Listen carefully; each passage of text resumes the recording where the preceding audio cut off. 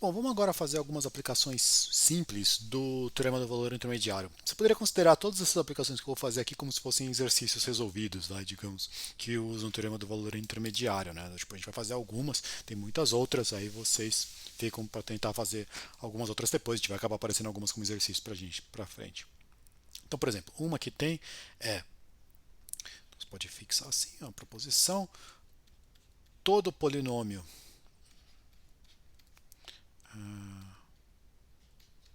de grau ímpar admite raiz.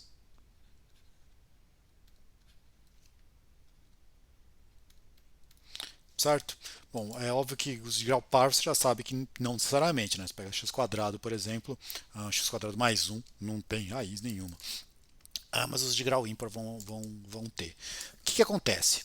Pega um polinômio de grau ímpar. Então vamos falar, como é que é um jeito de você escrever um número ímpar qualquer? Você fala que é 2n mais 1, né? Um n natural. Então quando você faz isso, você tem que esse cara tem grau ímpar. Então vamos pegar um p de x, eu vou escrever ele como sendo a2n mais 1 x elevado a 2n mais 1. Aí aqui vai aparecer o próximo termo, é o a2n x2n. Aí você faz até cansar, no finalzinho você tem o a1 x1 mais o a0 sozinho, certo? O que acontece? Eu posso escrever, vamos botar isso aqui em evidência porque vai ficar mais fácil para fazer as contas. Quer ver? Vamos colocar em evidência aqui. Se eu for colocar aqui para x diferente de zero, certo? Eu poderia simplesmente colocar o xn, o x2 elevado a n, x elevado a 2n mais 1 em evidência. Isso aqui vai ficar uh, x2n mais 1 vezes. Aí agora não pode esquecer ninguém.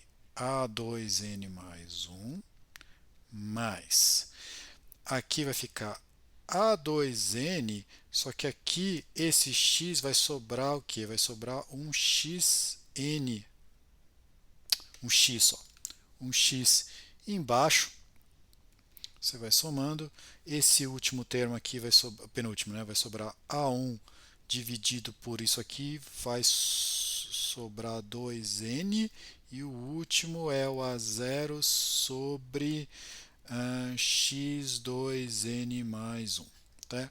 Então, tipo, essa conta aqui eu posso fazer isso aqui se eu souber que o x, se eu estiver fazendo para x diferente de zero, eu posso botar isso aqui em evidência e a gente tem essa igualdade. Por que eu estou fazendo isso?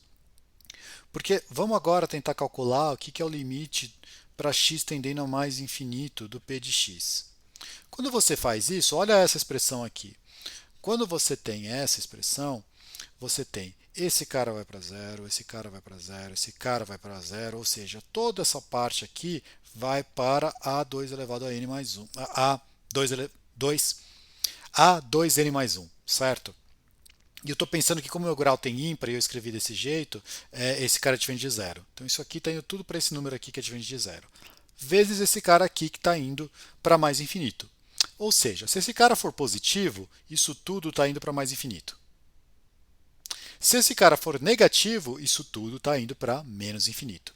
Então aqui vai dar mais infinito se o A2n mais 1 for maior que zero e menos infinito se o A2n mais 1 for menor que zero, certo? Guarda essa informação para o momento. Vamos olhar agora o que é o limite do x tendendo a menos infinito da mesma expressão. Mesmo argumento, olha, isso tudo está indo para zero, sobrou só esse cara e esse aqui. Tá? Esse cara agora está indo para menos infinito. Então, se esse aqui for positivo, isso aqui é menos infinito. Isso aqui é menos infinito se o A2n mais 1 for maior que zero. E mais infinito se o contrário, 2n mais 1 menor que zero. O que é importante aqui? O importante é que um lado, isso aqui está dando positivo. Vamos ficar com o caso positivo. Com o caso A2n mais 1 positivo, isso dá mais infinito, menos infinito. Com o caso negativo, isso dá menos infinito, mais infinito. certo? O que que isso quer dizer para a gente na prática? Na prática, quer dizer que essa função, deixa eu apagar agora aqui para ter mais espaço, para um lado ela está indo para mais infinito, para o outro ela está indo para menos infinito. Em particular, eu consigo dizer que tem um ponto onde ela dá pelo menos 1 e um ponto onde ela dá pelo menos menos 1. Eu não sei se é para cá que vai ser o 1, ou se é para cá que vai ser o 1, ou se é para cá que vai ser o menos 1 e para cá vai ser o menos 1, não sei. Mas um lado vai dar 1 e um lado vai dar menos 1, com aqueles duas coisas. Vai dar mais que 1, né? Tipo, existem x, ou vamos por AB. Existe A e B, não sei que ordem que eles estão, tal que o f de A dá maior que 1 e o f de B dá menor que 1. Bom, mas então, não sei se o A está aqui ou o B está aqui, depende para que lado você está fazendo. Entre eles tem um ponto onde dá zero, pelo teorema do valor intermediário, mas esse ponto que dá zero é justamente, opa, aqui não era F, né, P. Esse ponto que está dando zero é justamente a raiz da função que você está procurando, certo? Então essa aqui é uma primeira aplicação. Uma segunda aplicação, vamos pegar agora, vamos pegar F e G saindo dos reais e chegando nos reais. Podia ser saindo de um intervalo, não tem problema, tá? Mas se vamos fazer com reais mesmo, pode ser, mas pode ser qualquer outro intervalo. E vamos supor que existe um A.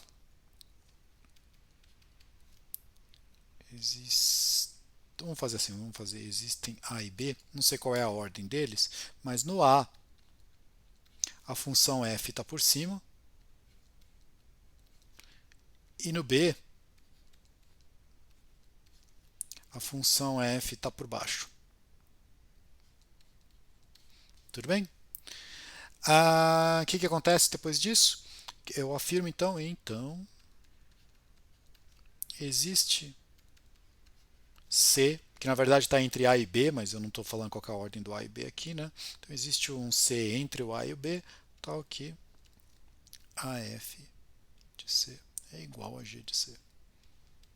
Se uma hora está por baixo e a outra está por cima, e em algum momento as duas se invertem essa condição, tem alguém no meio em que elas dão iguais. Tá certo? Bom, isso aqui como é que você pode fazer? Um jeito de fazer isso é de simplesmente define o seguinte: define h de x como sendo f de x menos g de x. Certo? Se você tiver isso, olha o que aconteceu. No ponto A função h é positiva. Certo? Porque esse aqui é maior que esse. Então, no A, essa função é positiva. No B, a h é negativa. Certo? Bom, mas então se você tiver uma função que ela é positiva num lugar e negativa no outro, contínua, né? Porque se ela aqui é só uma menos a outra, ela é contínua.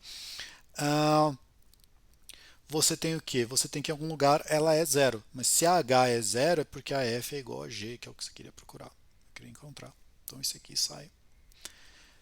Quer ver como esse tipo de truque é interessante? Imagina o seguinte: imagina que você tivesse um exercício que te fala o seguinte: é verdade que existe um x tal que o cosseno do x é igual ao próprio x? Certo? Será que existe esse valor? Bom, o que a gente pode fazer? Em vez de você ficar tentando trabalhar com essa, trabalha com uma função auxiliar f de x, que é cosseno, é meio que o mesmo truque que a gente fez para resolver aquela. Cosseno de x menos x. Tá bom? Essa função é contínua, porque ela é soma de duas contínuas. Se você tentar calcular o f de zero, o que dá o f de zero? A f de zero é cosseno de zero é 1, né? Porque vamos fazer o desenho. Cosseno é o consono, né? Então está aqui, cosseno de zero está dando 1. Então cosseno dá 1 menos zero, isso é 1, que é maior que zero. Se você agora calcular um valor esperto aqui, né? f de π sobre 2. F de π sobre 2, por que eu peguei esse valor? Porque eu não quero ter problemas para calcular o cosseno. Então, se você vier para cá, cosseno de π sobre 2, do cosseno dá zero. Então, isso aqui dá zero menos π sobre 2, que é menos π sobre 2, que é menor que zero. Ou seja, essa função que é contínua, num ponto ela dá positiva, no outro ponto ela dá negativa, então existe um ponto, um C, tal que f de c dá zero. Bom, mas se a f de c dá zero, é porque o cosseno de c é igual a c, certo? Então aí também é uma outra aplicaçãozinha simples. Tá certo? Então é isso.